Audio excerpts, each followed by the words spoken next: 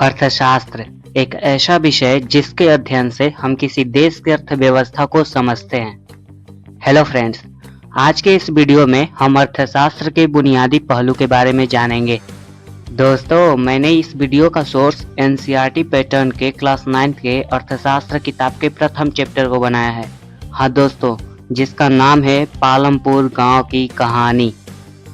दोस्तों, वीडियो शुरू करने से पहले मैं बता दूं कि ये कहानी विलेज के बेसिक इकोनॉमी स्ट्रक्चर को समझाने के लिए है, जो इकोनॉमी को स्टडी करने का एक बेस नॉलेज होगा। तब चलिए वीडियो को स्टार्ट करते हैं।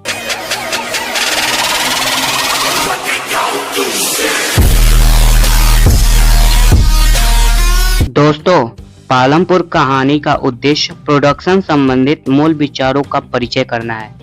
दोस्तों, पालमपुर में खेती एक मुख्य क्रिया है। वैसे तो वहाँ शॉर्ट लेवल पे मैन्युफैक्चरिंग, डेयरी, ट्रैफिक आदि सीमित स्तर पे किया जाता है। दोस्तों, प्रोडक्शन के लिए कई प्रकार के संसाधनों की आवश्यकता होती है, जैसे natural resources, human made things, human efforts and money etcetera. And Palampur की स्टोरी से हम लोग जानेंगे कि जरूरी वस्तुओं और सर्विस के प्रोडक्शन के लिए इन संसाधनों का कैसे यूज होता है। तब दोस्तों, सबसे पहले हम पालमपुर गांव का परिचय समझते हैं। फ्रेंड्स, पालमपुर के आसपास बहुत सारे गांव और कस्बे हैं। एक बड़ा गांव रायगंज 3 किलोमीटर की दूरी पर है और रायगंज से थोड़ी ही दूरी पर एक कस्बा शाहपुर भी है। एक सड़क पालमपुर, रायगंज और शाहपुर सभी को जोड़ती है, जो पक्की है और हर मौसम में चलती है। और इस रोड पर गुड़ और अन्य सामान से लदी हुई बैलगाड़ियां, भैंस बग्घी और कई तरह के व्हीकल्स जैसे बाइक, जीप, ट्रैक्टर, ट्रक आदि देखे जा सकते हैं। दोस्तों, इस गांव में 450 परिवार है, जिसमें 80 परिवार ऊंची जाति के हैं तथा पालमपुर के ज्यादा से ज्यादा जमीन ऊंची जाति के लोगों की ही है। एससी मतलब दलितों की संख्या पालमपुर गांव की जनसंख्या की 1/3 है। ये लोग गांव के कोने में काफी छोटे घरों में रहते हैं। इनके घर मिट्टी व फूस से बने हैं और मैक्सिमम घरों में बिजली आती है, क्योंकि खेतों में सभी वाटर पंप बिजली से ही चलते हैं और इसका यूज छोटे छोटे कामों के लिए भी किया जाता है। दोस्तों, पालमपुर में 2 प्राइमरी स्कूल एंड एक हाई स्कूल है। गांव में एक सरकारी हॉस्पिटल और एक प्राइवेट मेडिकल भी है, जहां पे मरीजों का इलाज चलता है, उपचार किया जाता है। दोस्तों, पालमपुर की गांव की तुलना आप अपने गांव से भी करेंगे तो ज्यादा बातें कॉमन मिलेंगी। दोस्तों, ये पालमपुर गांव की कहानी के द्वारा भी गांव के अलग अलग टाइप के प्रोडक्शन रिलेटेड एक्टिविटी के बारे में पता चलेगा। दोस्तों, इंडिया में खेती एक प्रमुख एक्टिविटी है और यह ज्यादातर भारत के गांव में देखने को मिलता है तथा अन्य उत्पादन एक्टिविटी में गैर कृषि क्रियाएं भी हैं, जो लघु विनिर्माण, परिवहन, दुकानदारी आदि जैसे हैं। हम उत्पादन के बारे में कुछ सामान्य बातें जानने के बाद इनके बारे में भी जानेंगे। दोस्तों, सबसे पहले तो जान ले कि प्रोडक्शन के संगठन के लिए किन किन चीज़ों की आवश्यकता होती है। तो दोस्तों, उत्पादन के संगठन के लिए 3 चीज़ों की मूल जरूरत होती है। इसमें पहला है भूमि, दूसरा है पूंजी और तीसरा है श्रम। दोस्तों, भूमि का मतलब कि हमें बड़े मात्रा में किसी उत्पाद को निर्मित करने के लिए हमें एक सीमित भूमि की मात्रा की आवश्यकता होगी, जहां पर हम उस प्रोडक्शन के मैनेजमेंट को कर पाएँ, अरेंजमेंट कर पाएँ। और दूसरा है पूंजी। दोस्तों, एक बड़े मात्रा में किसी प्रोडक्शन को प्रोडक्ट करने के लिए, उसे बनाने के लिए बहुत बड़ा लागत चाहिए और वो लागत को ही पूंजी कहते हैं। दोस्तों, ये पूंजी 2 टाइप का होता है, एक अस्थायी पूंजी और दूसरा कार्यशील पूंजी। दोस्तों, अस्थायी पूंजी ऐसा पूंजी होता है कि जब हम किसी उत्पाद संगठन के लिए लागत लगाते हैं, पैसा खर्च करते हैं और वो लंबे समय तक प्रोडक्शन होता है, तो वो अस्थायी पूंजी होता है और ये 5-10 साल तक चलता रहता है। दोस्तों, लेकिन एक कार्यशील पूंजी होता है।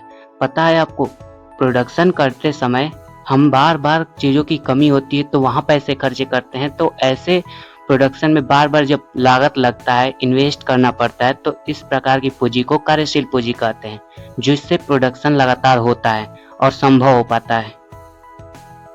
दोस्तों, तीसरी सबसे बहुत ही जरूरी चीज़ है श्रम। दोस्तों, एक बड़ी मात्रा में जब उत्पाद बनता है तो उसको ट्रांसपोर्ट करने के लिए, उसको अरेंज करने के लिए एंड उसको पैक करने के लिए, लोगों तक पहुंचाने के लिए श्रम की आवश्यकता होती है, जो जो लोग करते हैं। तो श्रम एक मानव संसाधन के द्वारा ही हो पाता है, मानवों के द्वारा ही होता है, ह्यूमन बीइंग ही करते हैं। तो श्रम मतलब कि वर्कर्स की जरूरत होती है। अब दोस्तों चलिए हम पालमपुर के भूमि के बारे में समझते हैं कि वहाँ के भूमि की स्थिति क्या है। दोस्तों पालमपुर की भूमि स्थिर है। यहाँ की भूमि के 75% लोग कृषि पर डिपेंडेंट हैं। दोस्तों आपको पता है यहाँ की कोई भी ऐसी भूमि नहीं है जहाँ पर खेती ना होती हो, यानी कि खेती यहाँ एक प्रमुख क्रिया है।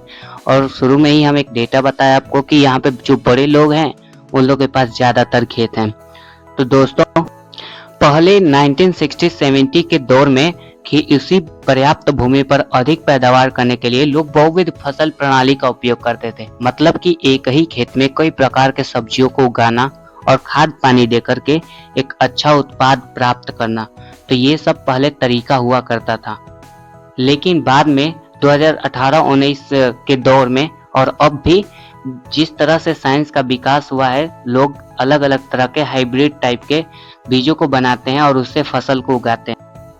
और पालमपुर में भी यही होता है। तो दोस्तों क्या आपको पता है हाइब्रिड टाइप के बीजों को यदि हम उगाते हैं जमीन पे तो जमीन का उपजाऊता खत्म होता है। लेकिन एक चीज और है, हाइब्रिड वाले ज्यादा उत्पादन करते हैं और उसमें ज्यादा मुनाफा होता है, ज्यादा लाभ होता है। लेकिन क्या आपको पता है कि इसी हाइब्रिड टाइप के बीजों को फसलों को उगाने के लिए बहुत ज्यादा कीटनाशक एंड केमिकल्स की जरूरत होती है, जिससे तो उग तो जाते ही हैं बहुत अच्छे मात्रा में उत्पाद, लेकिन भूमि जो है उसकी उपजाऊता खत्म हो जाती है। और पालमपुर में भी यही स्थिति है। दोस्तों मैं बता दूं कि पालमपुर में 450 परिवार में से लगभग 1/3 अर्थात 150 परिवार के पास खेती के लिए भूमि ही नहीं है, जिसमें से ज्यादातर लोग एससी हैं, शेड्यूल कास्ट के हैं, दलित हैं। और बाकी परिवारों में से 240 परिवार जिनके पास भूमि है 2 हेक्टेयर से कम क्षेत्रफल वाले छोटे भूमि के टुकड़ों पर खेती करते हैं। भूमि के ऐसे टुकड़ों पर खेती करने से किसान के परिवार को एनफ इनकम भी नहीं होता है। दोस्तों पालमपुर में मझोले और जो बड़े बड़े किसान हैं उनके 60 परिवार हैं और 2 हेक्टेयर से ज्यादा भूमि पर खेती करते हैं। और कुछ बड़े किसान के पास 10 हेक्टेयर या इससे भी ज्यादा भूमि है। और वहाँ के श्रम का स्थिति ये है कि छोटे किसान अपने परिवारों के साथ अपने खेतों में खुद काम करते हैं और इस तरह वे खेती के लिए जरूरी श्रम की व्यवस्था स्वयं ही कर लेते हैं। और मझोले व बड़े किसान अपने खेतों में काम करने के लिए दूसरे श्रमिक को किराए पर लगाते हैं। दोस्तों पता है आपको पालमपुर की आर्थिक स्थिति बहुत ही ज्यादा खराब है। लोग बेरोजगार हैं और काम करने के लिए जो छोटे लोग हैं, छोटे किसान हैं जिनकी अपनी भूमि भी नहीं है, श्रम करते हैं, कम पैसा भी उनको मिलता है, वो सुखी और अमीर और संतुष्ट नहीं है। दोस्तों पालमपुर में जो गैर कृषि क्रिया है उसके बारे में चर्चा करते हैं। डेयरी एक गैर कृषि क्रिया है जो कि पालमपुर में होता है। लोग अपनी भैंसों को कई तरह की घास और बरसात के मौसम में उगने वाला ज्वार बाजरा चरी खिलाते हैं। दूध को निकट के बड़े गांव रायगंज में बेचा जाता है। शाहपुर शहर के 2 व्यापारी रायगंज में दूध संग्रहण और शीतलन केंद्र खोले हुए हैं, जहां से दूध दूर दराज तक शहरों और कस्बों में भेजा जाता है। और पालमपुर में 50 से कम लोग विनिर्माण कार्यों में लगे हैं। शहरों और कस्बों में बड़ी फैक्ट्रियों में होने वाले विनिर्माण के उल्टा पालमपुर में विनिर्माण में बहुत सरल उत्पादन विधियों का प्रयोग किया जाता है और छोटे पैमाने पर ही किया जाता है। इससे क्या है कि रोजगार और आय मिलेगा, जिससे लोग भरण पोषण और जीवन यापन अच्छे से कर पाएंगे। और पालमपुर गांव के दुकानदारों की स्थिति ये है कि वो शहरों से थोक बाजार से कई प्रकार की वस्तुएं खरीदते हैं और उन्हें गांव में ले आकर बेचते हैं। आप देखेंगे गांव में छोटे जनरल स्टोरों में चावल, गेहूं, चाय, तेल, बिस्किट, साबुन, टूथपेस्ट, बैटरी, मोमबत्ती, कापियां, पेन, पेंसिल, यहाँ तक कि कुछ कपड़े भी बिकते हैं। कुछ परिवार ने जिनके घर बस स्टैंड के निकट है अपने घर के एक भाग में छोटा दुकान खोल लिए हैं। दोस्तों पालमपुर और रायगंज के बीच सड़क पर कई प्रकार के वाहन चलते हैं। रिक्शा वाला, तांगा वाला, जीप, ट्रैक्टर, ट्रक ड्राइवर, परंपरागत बैलगाड़ी, दूसरी गाड़ियां और बहुत सारा ट्रैफिक रहता है। दोस्तों इस पालमपुर गांव की पूरी कहानी और पूरी स्थिति हमें ये समझाती है कि हमें ग्रामीण स्तर पर एक अर्थव्यवस्था क्या दिखती है और सुधार के लिए, गरीबी दूर के लिए और क्या क्या उपाय देखे जा सकते हैं। तो चलिए इसका निष्कर्ष करते हैं। दोस्तों, इस अध्याय को जानने के बाद हम चाहेंगे कि भविष्य में गांव में गैर कृषि उत्पादन क्रियाओं में वृद्धि हो। खेती के उल्टा गैर कृषि कार्यों में कम भूमि की आवश्यकता होती है और कम पूंजी पर गैर कृषि कार्य प्रारंभ भी हो सकते हैं। इस पूंजी को प्राप्त करना बहुत आसान है और बचत में ही हो जाता है और कर्ज ब्याज पर कम उपलब्ध होता है ताकि किसी बिना बचत वाले लोग गैर कृषि कार्य शुरू कर सकें।